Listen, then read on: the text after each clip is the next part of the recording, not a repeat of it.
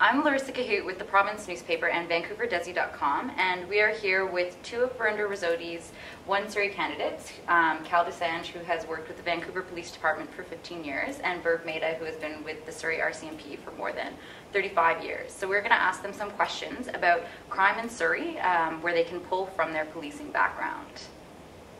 So our first question is about Larry Robert Misen, who was killed in a Surrey basement suite on Sunday.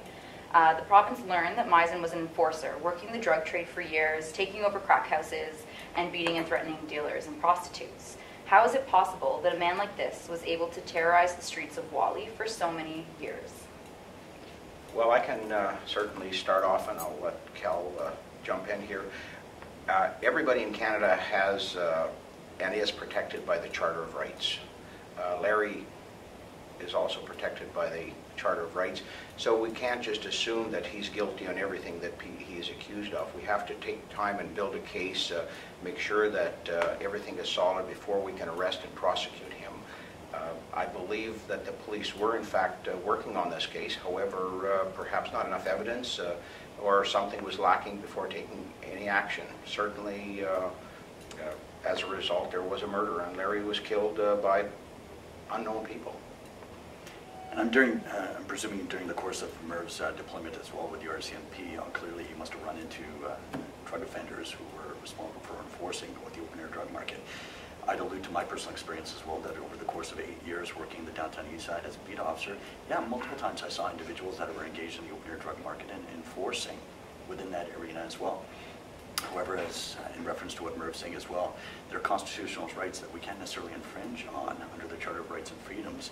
If there's no evidence in place that we could utilize to put this guy behind bars, then we need to acquire that evidence. In order to do so, resources need to be in place, and we'll eventually get to that stage. But I'm sure this is an individual that was in the scope of vision of the police department, and I'm sure that they were keeping an eye on him, but you can't be with somebody 24/7. So how would you protect those vulnerable people that Misen had terrorized for years? Once again, I'm just going to allude to the fact that perhaps we just need more resources. For example, surveillance, high-risk offenders unit, specific sections that are designated to deal with these type of individuals.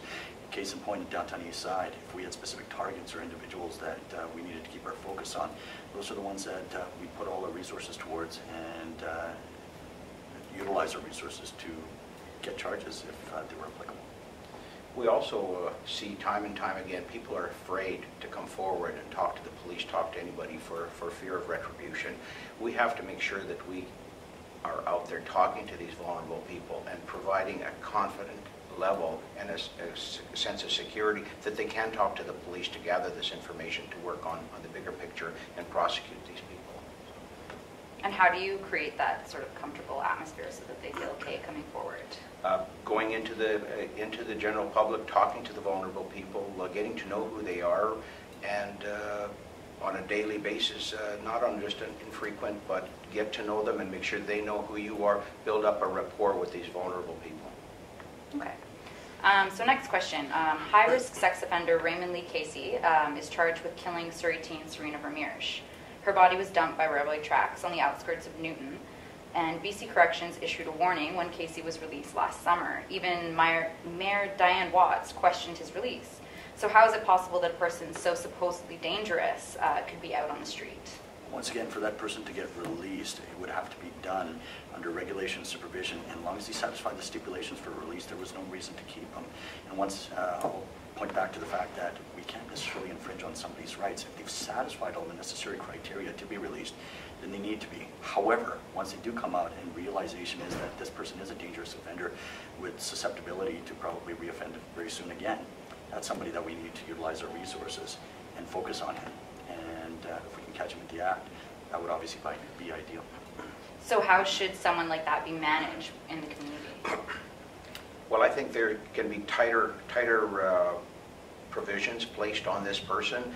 Certainly more awareness to the general public that this person does live in a community, and also perhaps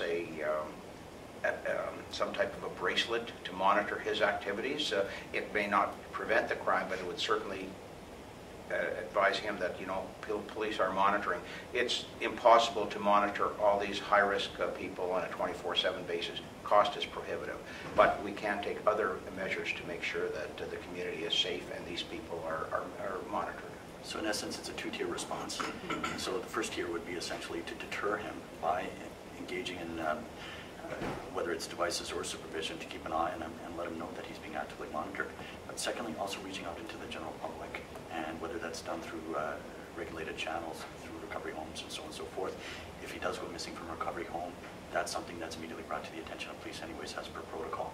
And so getting that information out there to the general public and letting them know this guy's out there, he's on the loose, and a warrant has been issued for him, should be enough to let the public know, keep your eyes open.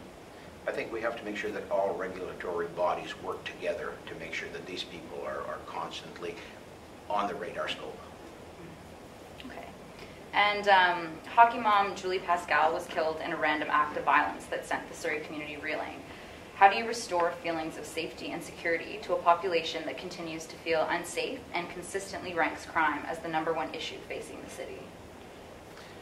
Go ahead. I think police presence would certainly ease the concerns. A lot of people, we've gone to a few town hall meetings, and it's obvious that there's not enough police. Nobody sees the police. There's nobody in public view dispelling the fear of crime. So we have to, and that's why I think when we get elected, we'll have 200 community safety officers work in the streets of Surrey just to get to know the people and work together to make sure that these fears are addressed and resolved. The issue of crime in Surrey is not some hyperinflated issue or something that's based on misconceptions. It exists. There is a significant problem, and primarily probably on the account of the fact that most of the crime from Whalley has been displaced into Newton right now. So whereas infrastructure is now supporting in Whalley to keep these criminals out, unfortunately you don't see that same infrastructure in Newton. So we've approached multiple organizations within the community, and that's primarily the reason why we stepped out of our policing arena and we want to serve the city, is because we understand this issue on a more fundamental level, and I know we can do something about it. Awesome. Well, thank you so much for being with us here today, guys. Thanks, Thank you Larissa. very much. Appreciate that.